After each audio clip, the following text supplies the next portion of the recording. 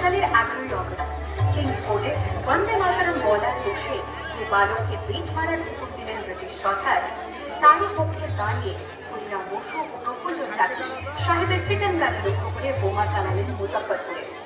সাহেব নিহত হলেন না, তবু নাবালক ক্ষুদিরামকে ফাঁসির হুকুম দেওয়া হল।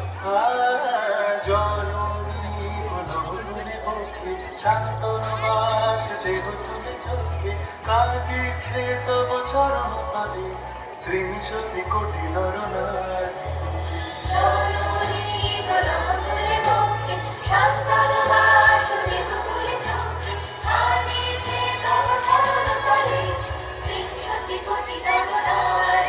যারা স্বর্গগত তারা এখনো জানে স্বর্গের যে প্রিয় জানো নিয়েছ স্বদেশের মহাদেব সেই মৃত্যু যারা জীব জাতির বুকে জাগালো আশা মন মনে জোগালো ভাষা আজি রক্ত কমল গাথা আজি রক্ত কমল গাথা মারল খায় বিজয় লক্ষ্মী দেবতাদের কালে মুক্তির মন্দির সবার তলে কত প্রাণ হলো বলিদান ইতিহাসে অশ্রু জলে আছে অশ্রু জলে।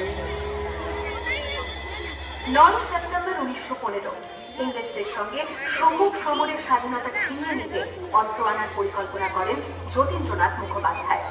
বালেশ্বরে সঙ্গীদের নিয়ে জাহাজ থেকে সেই অস্ত্র নামাতে গেলে ইংরেজ বাহিনী তাদের থেকে ফেলে।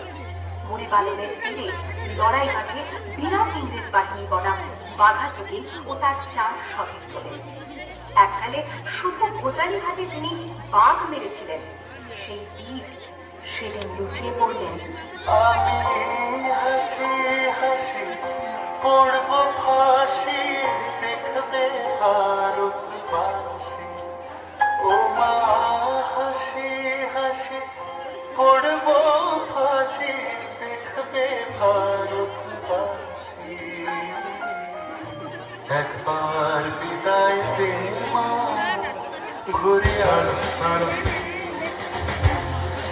18 এপ্রিল 1918 মাস্টারদা সূর্য সেন ও তার 65 জন শিষ্য মিলে পরিকল্পনা করে চট্টগ্রামে ব্রিটিশ পুলিশের অস্ত্রাগার লুট করেন এবং তারপরে লুকিয়ে আশ্রয় নেন জালালাবাদ পাহাড়ে। এর 4 দিন পর ব্রিটিশ বাহিনী খুঁজে বার করে মাস্টারদা ও তার সঙ্গীদের। সেদিনের অস্তমিত সূর্য ছিল সূর্য সেনের রক্তে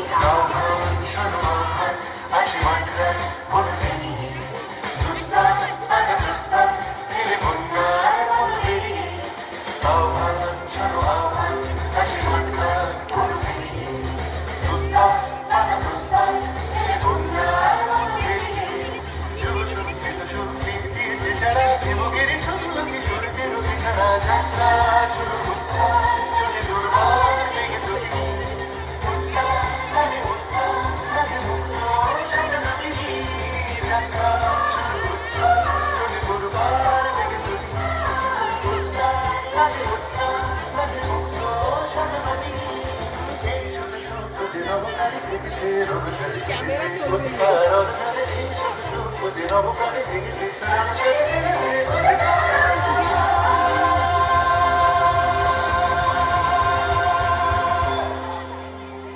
ডিসেম্বর 1930 বিনয় বসু, বাদল গুপ্ত, দীনেশ গুপ্ত সাহেবের পোশাকে ট্যাক্সি থেকে এসে নামলেন রাইটার্স বিল্ডিং এর সামনে। সোজা উঠে গেলেন দোতলায়। সামনে সিমসনের ঘর।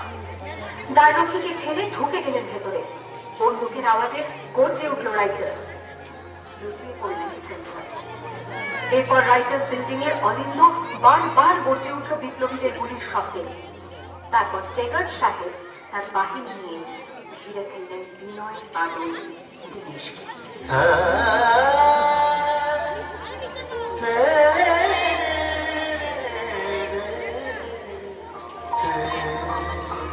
দুর্গবুকের গানটা লঙ্কিতে হবে রাজদিন শীতে যাত্রীরা বসে। 24 সেপ্টেম্বর 1932 মাস্টারদা সূর্য সেনের মধ্যে দীক্ষিত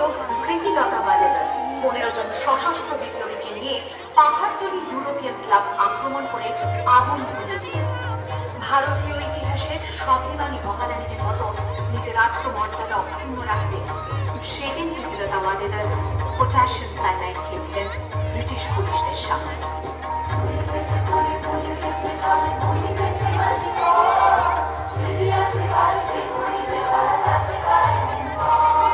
খেয়েছো জোয়ান হওয়া থাকিছে ভবিষ্য এ তুফান ভারী দিতে হবে পারি দিতে হবে দুর্গমের কান্নার বন্ধুস্থান রঙিতে হবে রাত্রি